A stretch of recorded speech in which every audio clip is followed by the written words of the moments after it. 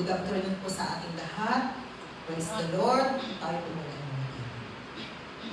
Panginoon, minsan pa po Diyos, kami po ay lubusang nagpapasalamat sa iyong kadakilaan, sa iyong kabutihan. Salamat po sa buhay ng bawat isa, maging sa mga salita mo na aming nga pong pag-aaralan sa pagkakataon na ito. Dalangin po, O God, patuloy na mangusap ka sa bawat puso. Patuloy, Panginoon, na buksan mo espiritual na pangunawa ng iyong mga anak. Banal na Espiritu, salamat din po sa iyong presensya sa pangalan ng Jesus. Amen. Praise the Lord. So makakaupo na po tayo lahat sa presensya po ng Panginoon.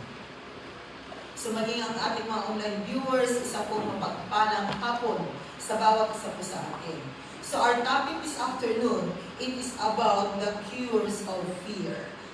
Yung sabi diyan, gamot or paano nga ba yung gagawin natin pag dumarating yung time na tayo po ay natatakot. Fear is that affection of the mind that arises with the awareness of approaching danger. Yun po yung ibig sabihin po ng fear, yung takot na tinatawag. It is the affection of the mind that arises with the awareness of approaching danger. Fear has many, sabi ko rito, has many forms. Pakipindot lang po kasi I think nandyan. Yeah. So, fear has many forms such as, yun yung binasa ko kanina, such as worry. Ano ba yung worry? Yan. Trouble. No peace of mind. No? Anxiety. Feeling of uncertainty. Depression. Make sad. Kasi di ba pag depression isang tao, nandun na nalulungkot siya kasi may pagkatakot, may halong takot, hindi niya maintindihan yung kanyang sarili. No, make sad, fall down, cause to be lower, sabi po yan. So makikita po natin na ito po yung, sabi natin, fear has many form. Na makikita po natin na pag nawo-worry ka, dahil may takot, may pangamba. No? Pag anxiety, magkakapatid po ang mga ito, no? Kung ating titingnan. Kaya, sabi ko dyan, fear produces emotional stress which can lead to physical illness. Kaya ang fear, mga kapatid, no? Ang ibinibigay ko niya, sabi niya dyan, it produces emotional stress. Diba minsan, palagi natin na nakikita or nababanggit ng tao, kunting bagay lamang, andun na yung vocabulary na stress ako. Tanungin mo yung katabi mo kung palagi nga rin yung lumalabas sa kanyang bibig yung stress kasi ako. Kahit na hindi siya stress, parang naging expression na lamang na sinasabi natin stress. Pero sabi din, no, emotional stress which can lead to physical illness. No? Kaya nagpa-doktor, wala namang ma-diagnose ng doktor na sakit. Kasi gano'n ang nangyayari, yung pala sakit sa mind. No. Fear is the opposite of faith. Alam po natin yan. That fear is the opposite of faith. So, it can keep us from pleasing God. Diba? Sabi niya sa kanyang salita, without faith, it is impossible to please God. Kaya kung may takot, it will hinder. No, naghihinder po ito para po mapapurihan natin ang Panginoon. So, what are the causes of fear? Ano nga ba yung mga reason, yung mga cause kung bakit po mayroong takot na tinatawag? No? Sabi diyan, some people are naturally timid and fearful. May mga tao talaga na mula noong ipinanganak, talagang yung bang sinasabi nature niya, kaya di ba, minsan, talagang yung tao niya, tahimik siya. O, hindi mo marinig yung kanyang boses. O, katulad kanina nung alaga ni Sister Marian, praise the Lord. Kasi talagang marinig mo na yung boses niya. O, salamat sa alagang aso ni Sister Mercy noon. Yun yung nakapag. So, first time na marinig namin yung boses noong dumating yung aso, nagsalita. Praise the Lord. So, mula noon, ayan, pag kinakausap na natin, nagsasalita na. Dahil may mga tao po, mga kapatid, na they are naturally timid and fearful. Yung bang natatakot sila, hindi natin alam kung bakit ganun ang kanilang sitwasyon. Natatakot sila. And then sabi po rito, and psychological, there are fear, sabi po doon, yung po number 2. Psychological, there are fears which stem from some shock or accident. O diba? Pag naranasan natin yung parang shocking events, no? Nabigla ka, yan, nagkaroon na ng takot. Kaya sabi yan, psychological, there are fears which stem from some shock or accident, suffered perhaps in childhood, such as fear of water. Maaaring nung bata siya, muntik na siyang malunod. Kaya pag pumupunta siya doon sa may dagat or may beach, parang andun na yung kanyang fear ba, takot niya. Kasi nga muntik na siyang nalunod. Na-experience siyang hindi niya makakalimutan. And spiritual naman, sabi ko dyan, Adam was fearful because he know that he had disobeyed. Oh, yan. Disobeyed God. Some people may have guilt complex which leads to fear. Pag nag-guilty ka kasi, ano dyan yung tinatawag na guilt complex, mga kapatid, which leads to fear. Kaya nagkakaroon po ng takot. So, ito po yung mga bagay-bagay kung bakit po natatakot, may takot ang isang tao. At salamat dahil sa pamamagitan po ng salita ng Panginoon, tuturuan po tayo kung paano ba yung gagamitin or gagawin natin upang sa ganun po ay ma-overcome or makayanan natin kung dumating man po ang takot sa buhay. So, what are the cures of fear? So, before that, the word cure means relief of the symptom of a disease or condition. Yun po yung meaning po ng cure. Relief of the symptoms of a disease or conditions. Okay. So, what are the cures of fear? Start po tayo. Sabi po doon sa ating text, actually our text this afternoon, it is found in Psalm 27, verses 1 to 14. Yan po yung text po natin. Psalm 27, verses 1 to 14. So, number 1 cure po na makikita natin in the Word of God, it is in verse 1 of Psalm 27. Sabi dyan, the Lord is my light and my salvation. Whom shall I fear? The Lord is the stronghold of my life. Of whom shall I be afraid? So, number 1 po na cure is that have fear in God. Of course, magkaroon po tayo ng takot sa Diyos. Na ang dapat lamang po na katakutan natin ay ang Diyos. At hindi po yung mga bagay-bagay na minsan gumugulat sa buhay natin. At tuloy, natatakot tayo. Pero sabi diyan, para po matanggal yung takot sa mundo. No? Kasi iba kasi pag ang takot natin ay takot na galing dito sa mundo, mga kapatid. Dahil sabi diyan, ang kinakailangang katakutan lamang po ay walang iba kundi ang Diyos. And Isaiah 41 verse 10, sabi po ng Panginoon, so do not fear. So ito po ang kanyang sinasabi sa bawat isa sa atin. So do not fear, huwag daw po tayong matakot, for I am with you. Do not be dismayed, for I am your God. I will strengthen you and help you. I will uphold you with my righteous right hand. So, ang ganda po ng pangako ng Panginoon na sinasabihan po niya ang bawat isa sa atin, ano man ang sitwasyon, ano man ang buhay, ano man ang nangyayari po mga kapatid. Huwag daw tayo matakot dahil sasamahan po tayo ng Panginoon. Oh. Diyan po, palalakasin niya tayo, tutulungan po niya tayo, hahawakan niya ang ating buhay.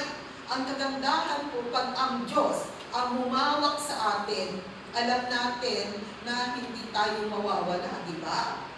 Kasi kung tayo hahawak sa Panginoon, baka there is a chance na mabitawan natin ang Panginoon. Pero kung ang Diyos ang hahawak sa atin, sure tayo na di kailanman ay hindi na tayo bibitawan. Kaya sabi niya dyan, I will uphold you with my righteous right hand. Praise the Lord. Okay, let's go to verse 2. Verse 2 of Psalm 27, sabi niya ulit dyan, when evil when evil men advance against me to devour my flesh, when my enemies and my foes attack me, they will stumble and fall. So, number 2 cures of fear is that be a conqueror. Be a conqueror, mga kapatid. Sabi nga sa kanyang salita, we are more than conqueror. Kung si Alexander the Great, itinatawag na conqueror, but for us, we are more than conqueror. And Joshua chapter 8 verse 1, sabi ulit doon, then the Lord said to Joshua, do not be afraid, do not be discouraged.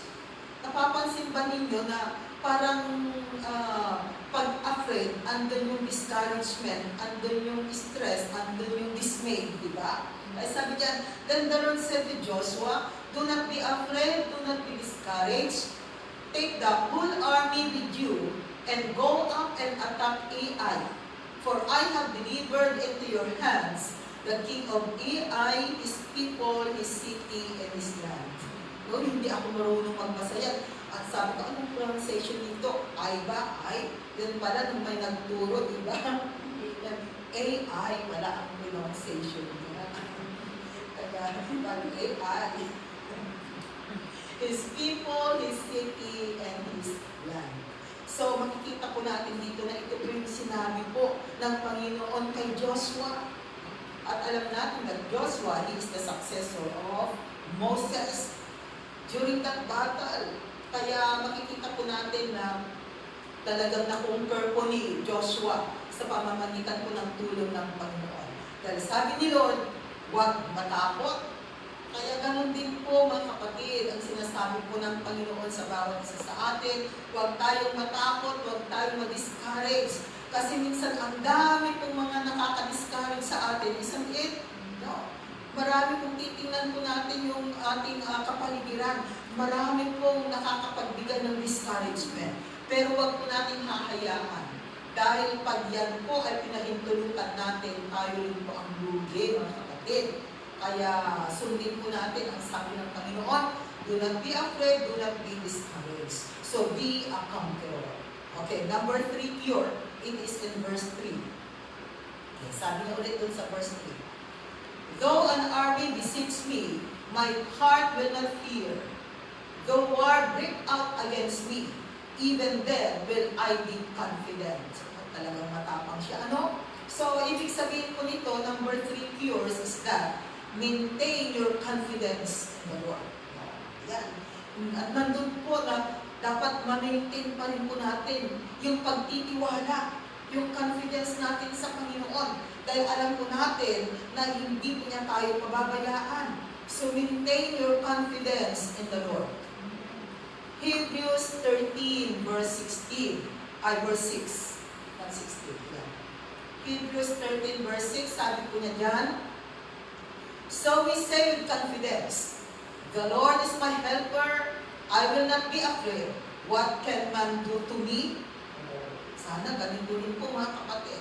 Talagang andun yung tiwala natin, andun yung confidence natin, na ang Diyos na pinaglilingkuran po natin, siya yung tutulong sa atin, siya yung gagabay sa atin. So sabi niya, the Lord is my helper, I will not be afraid. Mga kapatid, what can man do to me? Ano ba ang pwedeng gawin ng tao? Ang tao po ay pwede po niyang patayin ang ating katawan, pero hindi niya pwedeng patayin ang ating kaluluwa.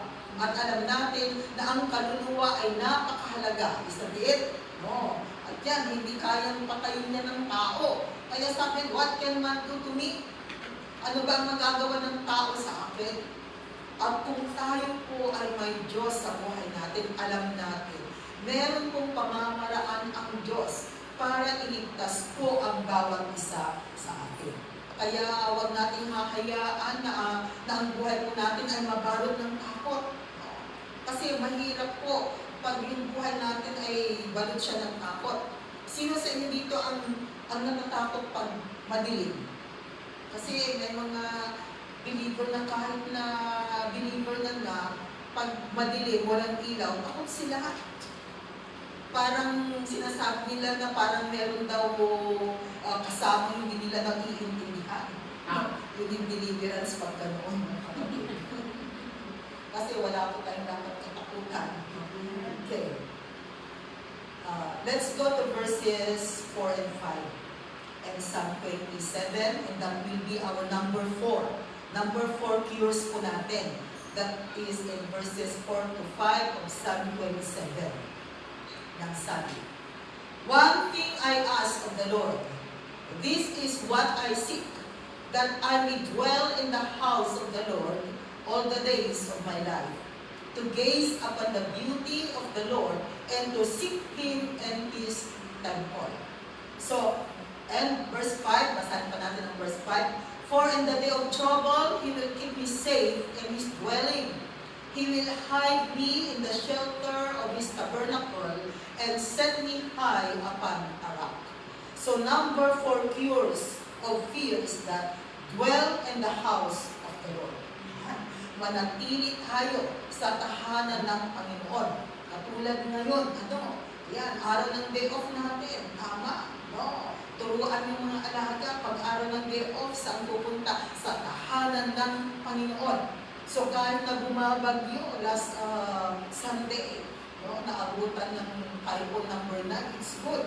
Then bigla din na naging typhoon 3 around 12:40 in the afternoon.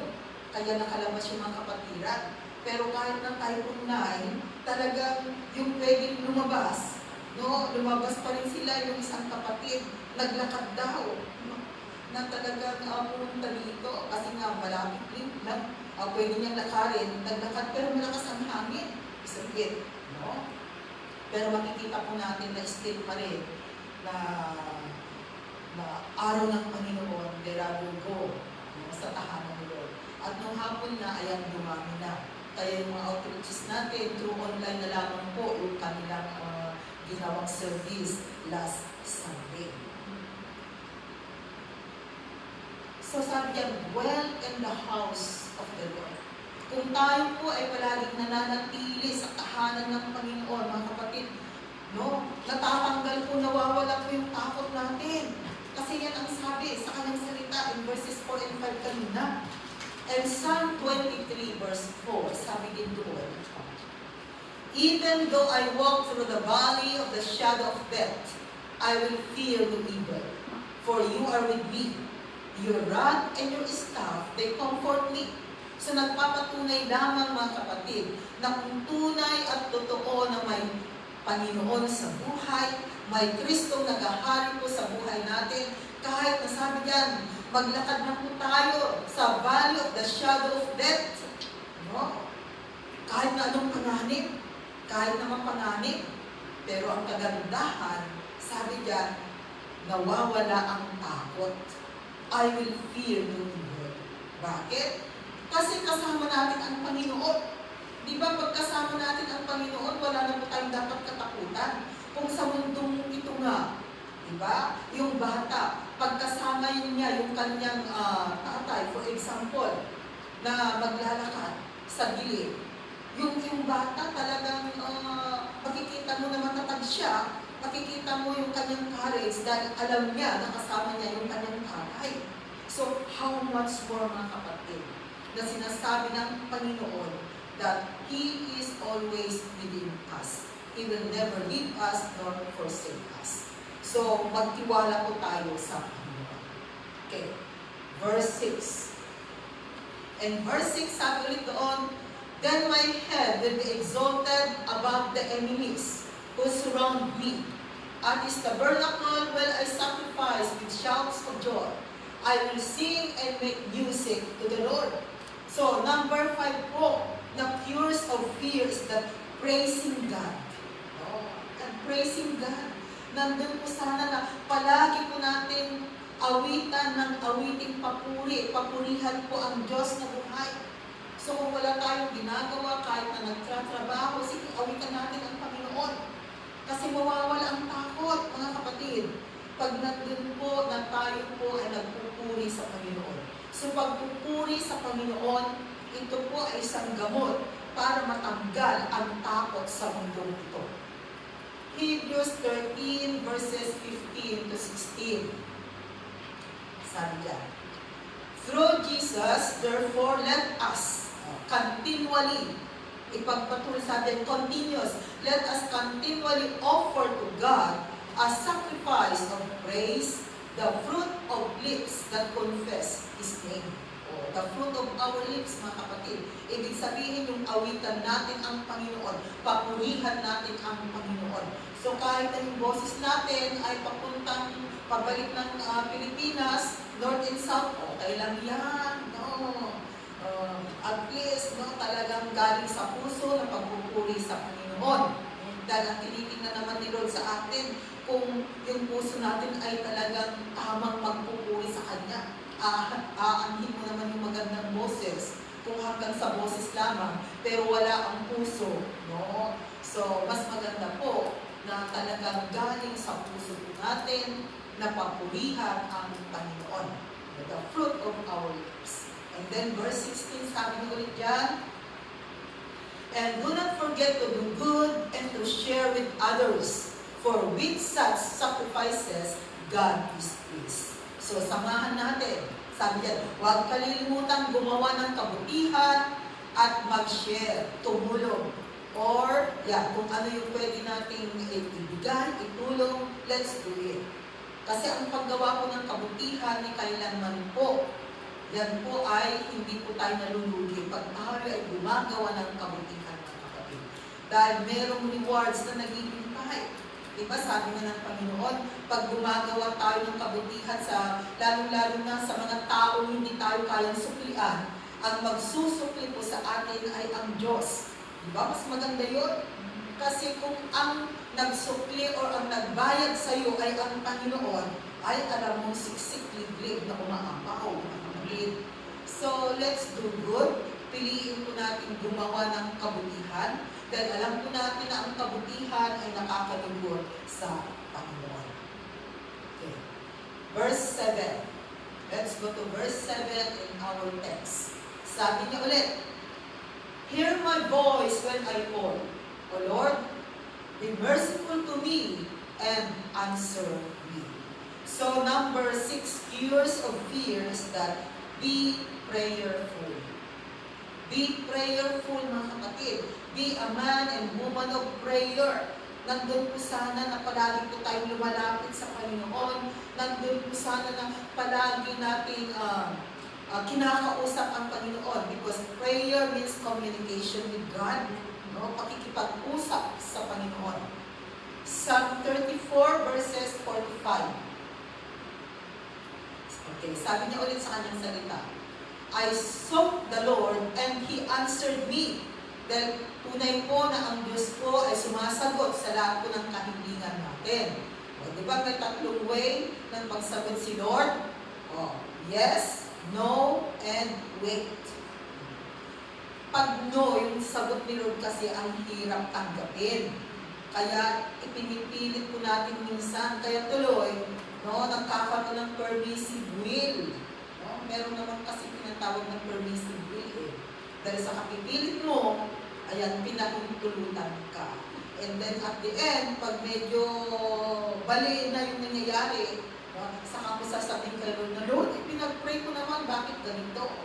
Eh, dahil siguro sa kapipilit mo, ayan na, naging permissive will na. Pero, ang talagang sagot sana ay no. Kaya dapat marunong po tayo mag-distinguish kung no na ang sagot ni Lord sa ating mga panalangin. Kasi alam ni Lord kung ano po ang nakakabuti sa atin. Ito ang tatandaan mo, kapatid. Pag no ang sagot ni Lord sa iyong prayer, yan ang nakakabuti sa iyo dahil yan po ang alam ng Panginoon na the best for you. Kasi kung yes, baka mapahamak ka. Kaya no, dahil para sa kabutihan mo.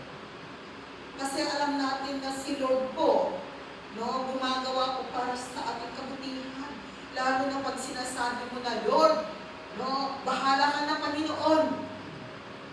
Dahil sa sinabi mong bahala na siya, edi gagawin na niya kung ano ang tama. Kaya mga kapatid, tingnan po natin, pag no ang sagot ni Lord, okay yan. Yan po ay may reason kung bakit no, para po sa kabutihan natin. Okay, verse 5. And then sabi niya dyan, Those who look to Him are radiant. Their faces are never covered with shame. Kaya, sige lang, lapit at kapit lamang po sa Panginoon dahil ang Diyos na pinaglilingkuran natin, tinutugon po niya ang ating mga kahilingan. Lalo na po pag will ng Panginoon yung ng mga ipinag-pray natin.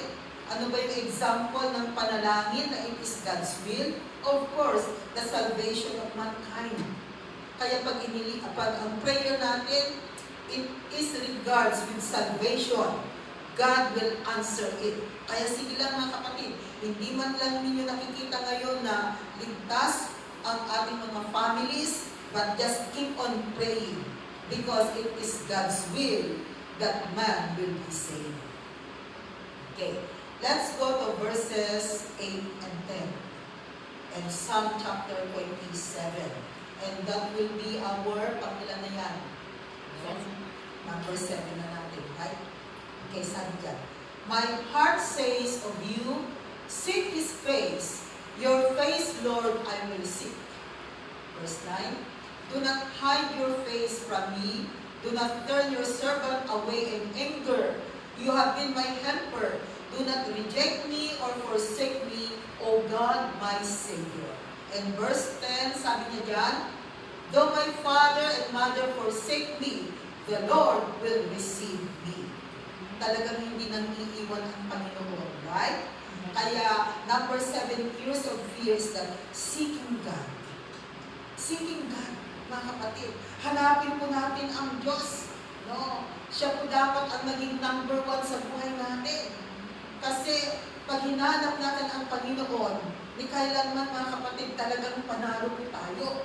Kaya sabi doon sa Matthew chapter 6 verse 33, sabi ni Lord, but seek first His kingdom and His righteousness, and all these things will be given to you as well. Memorize na ba natin ang Matthew chapter 6 verse 33? Dapat po isa rin ito sa mga memory verse natin na talagang nakatago doon sa puso natin. Dahil alam po niyo ang kagandahan kung merong salita ng Diyos na nakatago sa puso natin in times na kailangan po natin. No? Kailangan po natin yung kalakasan na galing sa salita ng Panginoon. Alam po niyo, biglang lumalabas yan. Kasi pinapalimain po siya ng Holy Spirit. Pero kung walang nakatagong salita ng Panginoon sa puso, ano ang ipapalimain ng Holy Spirit? Kaya nga sabi niya dyan, diba? Sabi niya sa kanyang salita, I will hide your word in my heart so that I will not sin against you. At alam natin na ang Holy Spirit ay nakatira sa ating puso. Kaya kung may salita ng Panginoon doon, in times na kailangan po natin, ay lumalabas yan. At makikita po natin ang kapangyarihan ng salita ng Panginoon. No? Na talagang kumikilos po siya mga kapatid. Dahil naniniwala tayo na ang salita ng Diyos ay makapangyarihan. Ito po ay katulad ng dalawang espada na mayroong magkabilang panin na tumutusok, sabi doon, di ba? Kaya alam mo ninyo makapangyarihan ang salita ng Panginoon. So may mga word of God sana na nailagat na po sa puso natin. Huwag lang yung John chapter 3 verse 16. Dagdagan, Matthew chapter 6 verse 33. Marami pa po na mga salitang nagbibigay encouragement. No? Yun lamang Psalm chapter 23 na 6 lang na verses, dapat memorize natin yun. Pag na-memorize mo kasi ang salita ng Panginoon, no, there are times na you need to meditate kasi kung hindi mo siya dinudoble, makakalimutan mo. Kahit na-memorize mo ngayon ang Psalm chapter 23, pag hindi mo siya binigkas bukas, sa susunod na araw, wala na naman, makakalimutan mo siya mga kapatid. No? Kaya alam ko ninyo, we need to meditate the Word of God. So, seeking God. Hanapin natin ang Panginoon. At tsak yan. Dahil ang Panginoon po ay nandyan lamang. Naghihintay po siya sa ating paglapit. Naghihintay ang Panginoon. Dahil kung hahanapin natin siya, patuloy na isasali po sa ating buhay, nandyan po ang kanyang pangako. Ano man ang pangangailangan natin, nakahandang ibigay ang Panginoon. Because all of us, may pangangailangan po tayo sa mundo nito. Maging ang mga mayayaman, akala ba ninyo wala nang pangangailangan ng mayayaman dahil may pera sila? Mas grabe pa ang pangangailangan na lamang nila ay hindi sa pera, kundi sa ibang bagay. Maaaring ang gusto nila ay kapayapaan dahil wala silang peace of mind. No, wala silang freedom. Hindi katulad natin na hindi naman natin sasabihin na wala tayong pera. May pera tayo pero nakikita natin na sapat lamang sa pang-araw-araw na gastusin. Pero masaya tayo, nakakalabas tayo anytime, isn't it? Wala tayong pangamba na baka merong mang-hold up sa atin, baka merong mag-kidnap sa atin. Wala tayong pangamba, nandun yung kalayaan natin. No? Kaya sa mundo ito actually, mayaman ka man, mahirap ka man, no? Meron at merong pangangailangan, mga kapatid. Kasi si Lord, magaling siyang magbalansi po, mga kapatid. Kaya hindi tayo makakahanap ng perfectong tao sa mundo ito at perfect life sa mundo ito. Kahit na yung mga sinasabi natin, mga matatalino, no? Yung mga magaganda, still pa rin na mayroong kulang sa kanilang buhay. Na talaga, tanging ang Diyos lamang po ang siyang nagbibigay ng satisfaction sa lahat-lahat. Okay. Go to verses 11 to 13. Verses 11 to 13, sabi, teach me your way, O Lord. Lead me in a straight path because of my oppressors. Next verse, please. Do not turn me over to the desire of my fools, for false witnesses rise up against me, breathing out violence. And verse 13, I am still confident of this. I will see the goodness of the Lord in the land of the living. So number 8 cures po natin, no, with regards sa fear is that obey His teaching. Pag tayo po ay sumusunod, no, sa katuruan ng Panginoon, sa utos ng Panginoon, of course, mga kapatid, mawawala po yung takot natin sa mundo ito, mawawala yung pangamba natin, no? Hindi tayo matatakot na paano na lang pag nawalan ako ng trabaho dito sa Hong Kong, pag ako ay bumalik ng Pilipinas. Di ba ang pangako niya? No? Kahit na saang lugar ka man, pwede kang pagpalain ng Panginoon when you go out and come in, sabi ni Lord. No? Nandyan ang pagpapala. Kaya wala mo tayong dapat ipag-alala. Ibalik man tayo sa Pilipinas, praise the Lord. Ang saya-saya na ng buhay sa Pilipinas, di ba? Pero habang tayo ay nandito sa Hong Kong, praise the Lord pa rin. No? Ang mahalaga ay saan man tayo makarating, tayo po ay naglilingkod sa Panginoon. Yun yung pinakamahalaga po na dapat gawin natin, ang maglingkod sa Kanya. So sabi natin kanina, one of the cures of fear is that obey His teaching.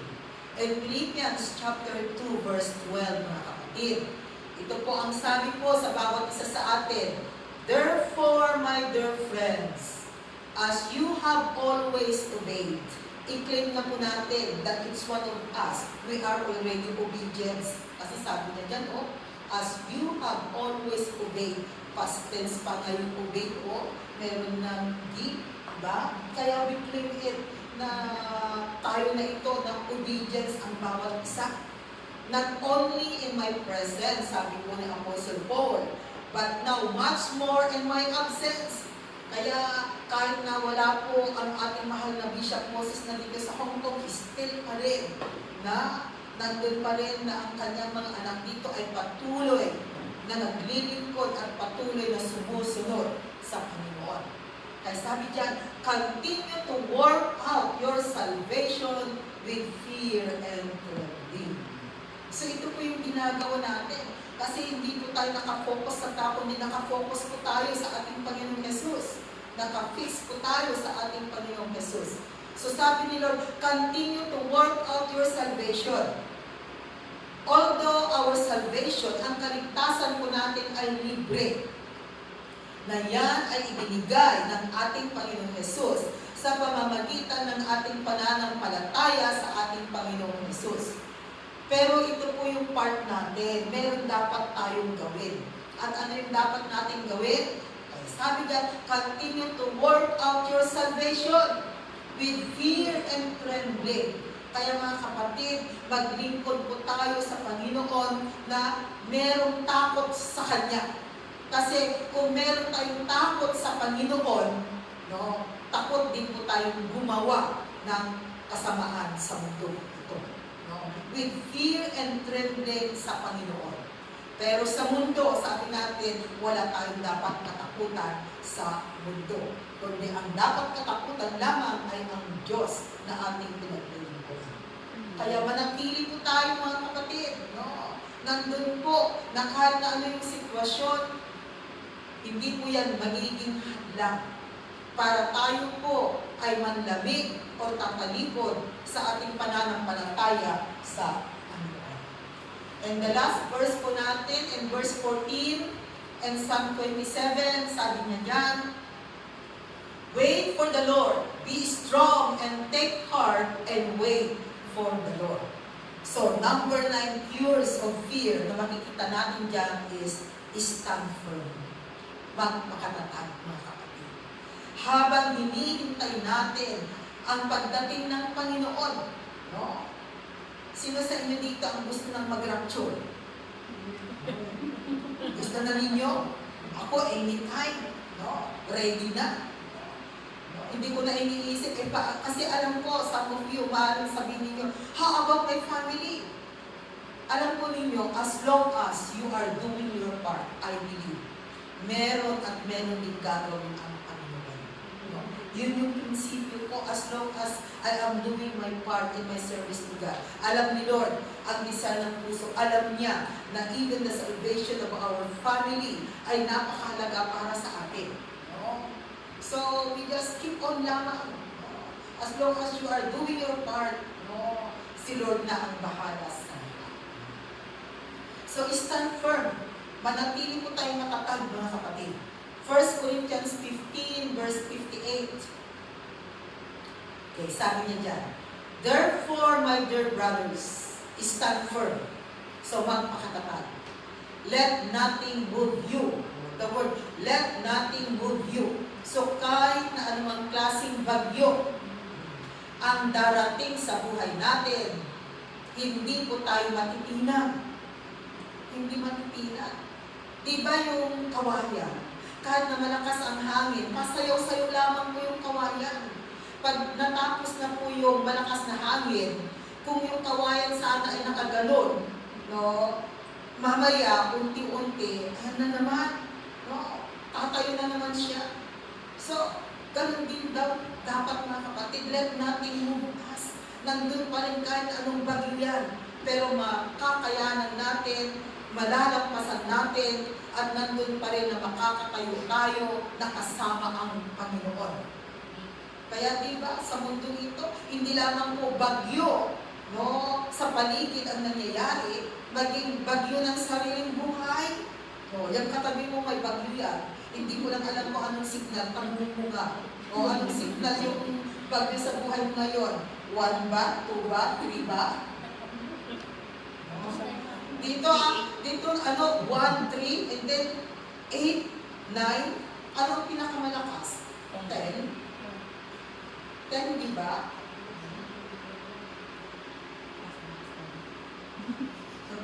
Pero ang 10 nila dito, parang signal number 1 lang natin. Ang signal number 1 natin, signal number 8 lang. Kasi parating pa lang 1 na. Pag dumating na, huli na. Pag umulan na, 8 na yan. Pero ang kagandahan talaga makikita natin kung paano ba nila, yung take care nila sa kanilang mga figures dito. Ano? Talagang hindi possible, hindi malalabasin. Para hindi makalabas, isasara nila lahat ng sasakyan. Diba? At ang taxi naman may pakatong. Diba rin ano? may patong, may mga taksi. Hindi lang yung minimum sisipilin nila. So sabi niya, let nothing move you, mga kapatid. Kundi ang gawin natin, always give yourselves fully to the work of the Lord. So kung ano man po yung ministry natin, ano man yung pwede natin gawin para sa Panginoon, let's do it. No. Ibigay natin yung mga gift, mga talentong ibinigay ni Lord, ayan po, gamitin natin, mga kapatid. Kasi sabi niya, always give yourselves fully to the work of the Lord. Bakit? Because you know that your labor in the Lord is not in vain. Hindi po nasasayang ang ating paglilingkod sa Panginoon. Ito po sana magbibigay encouragement sa atin. Na kung dumarating man tayo sa time na parang nadidismaya ka na, parang nanghihina ka na, even sa iyong paglilingkod, kapatid. Remember this 1 Corinthians 15:58. Dahil ang sabi niya dyan, no, your labor in the Lord is not in vain. Hindi nasasayang ang ating paglilingkod sa Panginoon. Mapansin ka man nila o hindi, okay lang. Dahil nandyan ang Panginoon na nakakakita ng iyong ginagawa. Kaya sige lang, gawin lang po natin. Paggawain ni Lord, nandun po sana yung excitement natin, nandun po sana yung talagang willingness natin, no, naggumawa sa gawain para sa Panginoon. Kaya salamat kayo. So, what are the cures of fear na pinag-aralan po natin in this Psalm chapter 27? Sabi diyan, have fear in God, matakot sa Diyos. Be a conqueror. No, talagang mapapagtagumpayan. Be katulad ng warrior, ika nga ng soldier. Maintain your confidence in the Lord. Magtiwala lamang po sa Panginoon. Another is dwell in the house of the Lord. No, manatili po tayo sa presensya ng Panginoon. Praising God, pagpupuri sa Panginoon. Purihin ang Panginoon. And then be prayerful. Be a woman of prayer, mga kapatid. Seeking God, palaging hahanapin ang Panginoon. Obey His teaching sa mga salitang napapakinggan natin. Nandun po yung pagsunod. And of course, stand firm. Maging matatag po tayo. And I believe that this Psalm chapter 27, tuturuan po niya tayo para mawala po ang takot natin sa mundong ito. Para tayo po ay magiging malakas, magiging matatag na harapin ang buhay sa mundong ito. Kahit na maraming mga bagay-bagay na nangyayari sa mundong ito, pero wala po tayong dapat katakutan dahil kakampi natin ang Panginoon at Siya ang nagbibigay sa atin ng kalakasan at tulong. Amen? Panginoon, salamat o God sa iyong salita na aming napag-aralan sa hapon na ito. Patuloy o God, natanggalin mo po kung may mga takot man po na naghahari sa puso ng iyong mga anak. Tanggalin mo po ang takot na ito, O God. Kundi ang dapat lamang po katakutan, O God, ay walang iba kundi ikaw lamang, Panginoon Jesus. Panginoon, dalangin po, Lord, na patuloy na kumilos ka sa buhay ng iyong mga anak. Sa mga salita mo, O God, na aming napapakinggan, nandun po, Panginoon, na ito ay namumunga sa aming mga buhay. Tunay, Panginoon, na ikaw ang Diyos na aming pinaglilingkuran. Maraming salamat, O Diyos, at ibinabalik ko sa mataas na papuri, sa